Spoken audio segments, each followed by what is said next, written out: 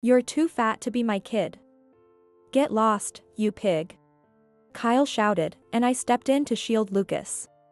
Look, if you won't accept Lucas as your own, I'll take him in. A few days later, I found out that Lucas had appeared on TV, and two people came to our house. Lucas, let's go home with us. To this, Lucas replied. Who are you guys? I am Carol. Ever since I lost my husband a few years ago, I've been living alone. Living alone in a big house was lonely. Having no particular hobbies, my days were drearily uneventful. Even I had one thing I looked forward to. That was meeting my grandson, Lucas. Spending time with my lovely grandson Lucas was the only solace in my life. My son, Kyle, and his wife, Amelia, ran a strip club together. It seemed to thrive, as they were always busy. They had a baby a few years after getting married. Apparently, they had plans to have a daughter and make her the face of their business. They started hoarding baby items for a girl even before they could confirm its gender, pinning their hopes on having a daughter. However, the baby turned out to be a boy, and their disappointment was immense when they found out. I optimistically thought that once the baby was born, they would grow to love him regardless. But that didn't happen.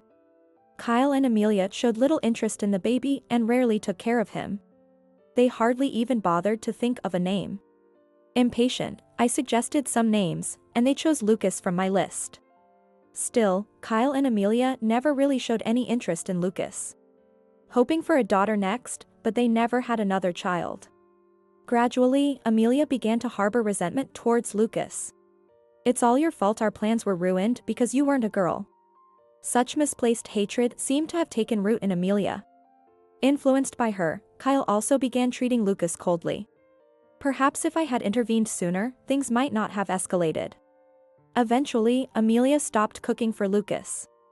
She would leave $5 on the table every day before heading to work and wouldn't return until nearly morning.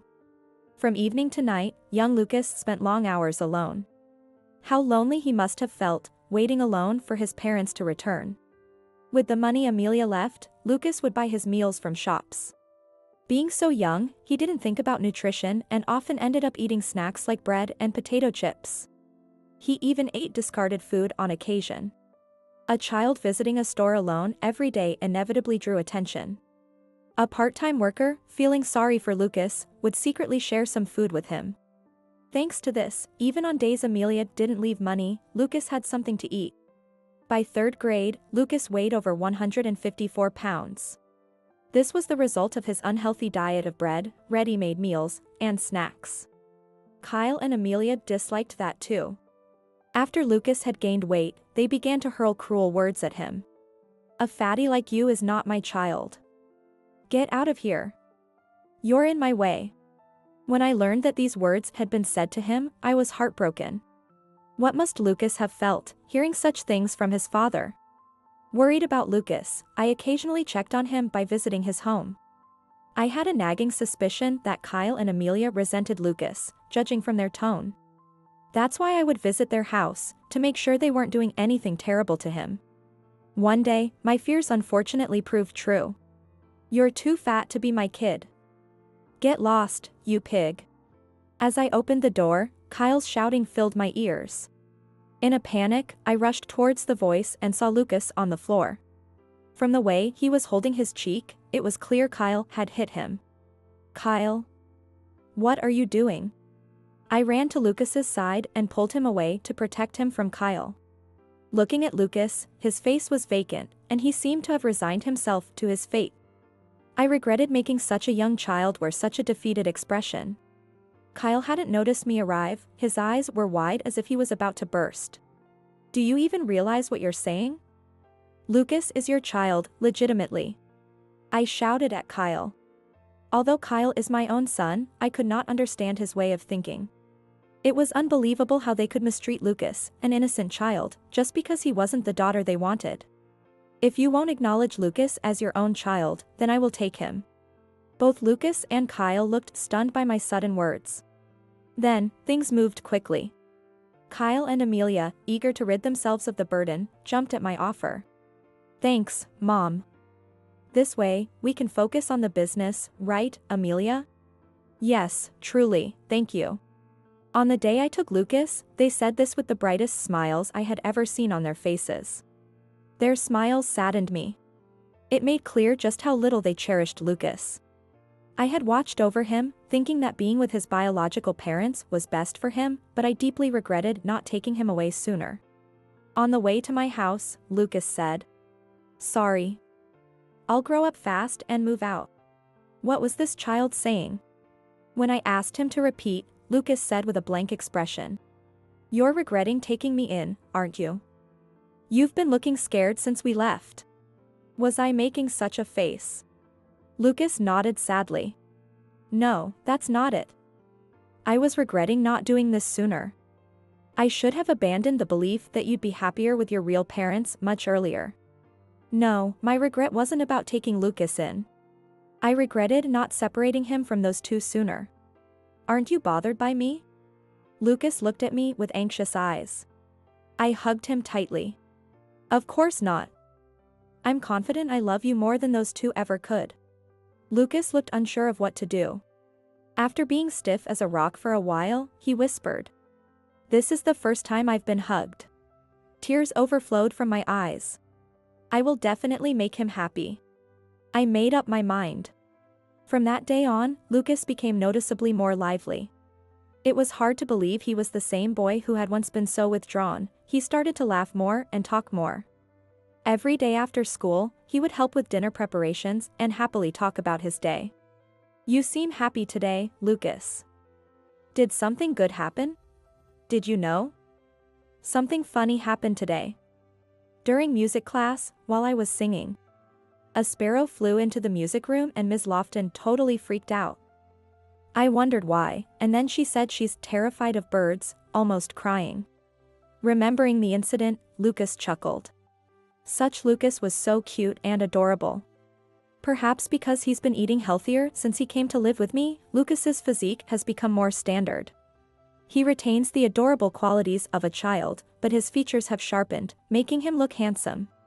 He shyly told me that girls at school have started talking to him more. Lucas seemed happy every day, and I felt relieved seeing him like this. It was the day of our first parents' meeting since I took custody of Lucas. Ms. Lofton, Lucas's teacher, made a suggestion. "Why don't we have him take an IQ test at a hospital?" Her proposal made me anxious. It felt as though she was implying there was something wrong with Lucas's intelligence.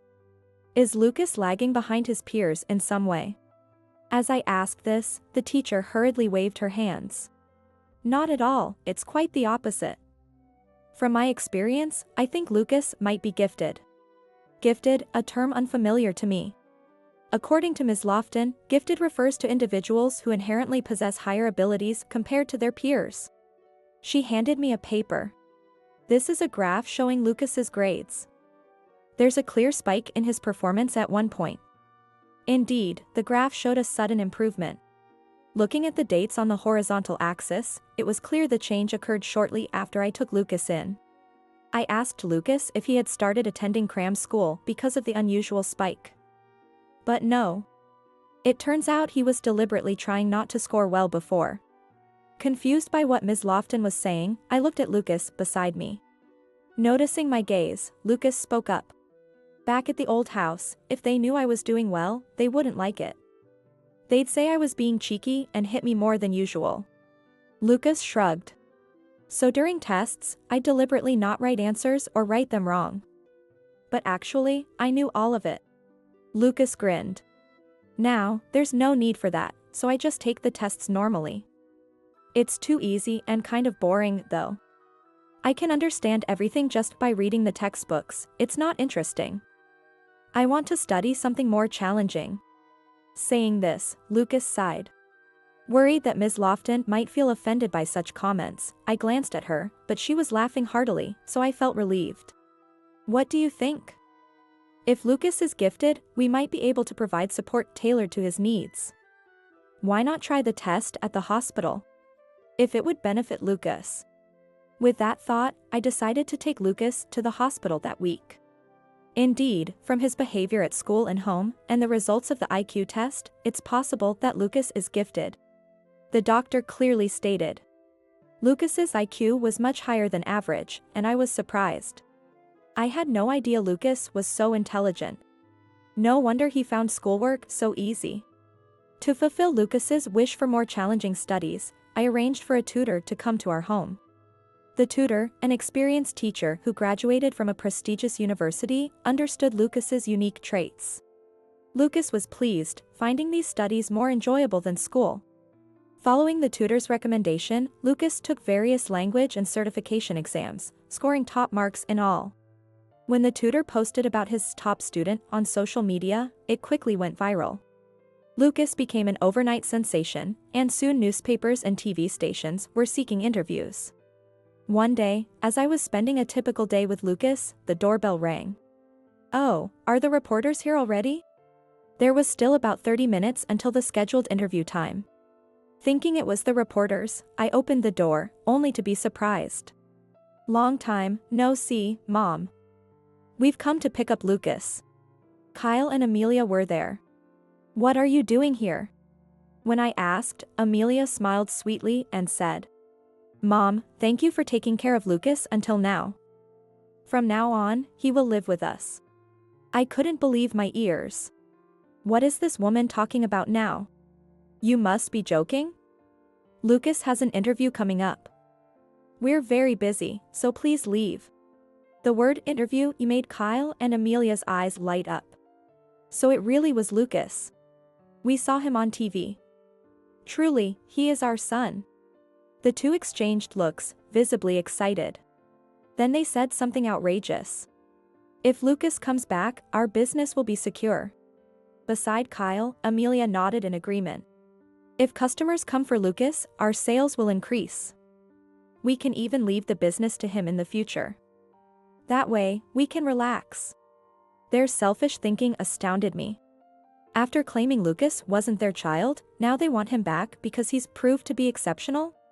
Lucas isn't owned by his parents. I had reached my breaking point. Just as I was about to give them a piece of my mind, Lucas appeared behind me. Seeing Lucas, Kyle and Amelia's faces lit up with smiles. Their smiling faces only intensified my irritation. However, their smiles shattered with Lucas's next words. "Who are you?" Lucas asked, staring directly at them. The two were visibly confused.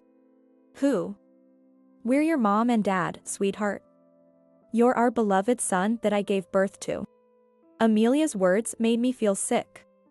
How could she say he's her beloved son? Just as I was about to retort, Lucas chuckled softly. "My only parent is my grandma here. I don't know any of you who abandoned me." Lucas stated firmly. "Lucas? That person is your grandma, not your parent. Let's go home with us," Kyle gently persuaded. Lucas glared at Kyle. "My home is here with my grandma. She gave me love, unlike you two. You threw me away, and when you think you can use me, you come to take me back? You're not my parents." It was the first time I had heard Lucas raise his voice like this. Kyle and Amelia's faces contorted. An irritated Kyle reached out to grab Lucas's arm. As I was about to intervene, a voice from behind Kyle called out. "Is that true what you just said?"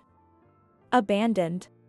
The journalists, with solemn expressions, gathered around in a group. They were here for Lucas's interview. It must have been the scheduled time already. The journalists surrounded Kyle and Amelia. They pointed their cameras at them and rapidly fired questions. Caught off guard, the two were just flustered. Later, this interview was broadcast on TV. The tragic past of a genius boy confronting the parents who abandoned him. The sensational title had a huge impact. Kyle and Amelia were slammed on social media, and their business received numerous angry calls. Rejection of a child simply because he's not a girl is unthinkable. Don't treat your child as a convenience. Such calls came in one after another, and many people gathered to see the faces of these terrible parents. Naturally, the situation made it impossible to conduct business as usual at the strip club. Amelia, in trouble, sought help from her parents, but their response was cold. "You sowed this, now reap it. We won't help someone who abandons their own child." Kyle and Amelia were scorned and abandoned by everyone. They were upset, wondering why this was happening to them, but it was clearly their own doing. It would be nice if this incident led them to change their ways, but considering their behavior, that seems unlikely. After the incident, Lucas and I moved away immediately. I want to cut ties with those two. I can't stand this happening over and over. Respecting Lucas's wishes, I moved us far away to ensure those two could never approach him again. While it would have been ideal to take legal action, it appears difficult to sever ties with blood-related parents, even after an adoption. At his new school, Lucas made a good friend. This friend seems to be a great understanding companion. They bring their homemade programming projects home, enthusiastically explaining their nuances. While I don't quite grasp Lucas's intricate interests, this friend does, nodding and listening intently. Occasionally, they delve deep into discussions about programming. Seeing Lucas always so happy, I truly felt it was right to have moved here. Thanks to meeting such a good friend, Lucas is living happily and freely every day. Going forward, I hope they continue to support each other and live well together.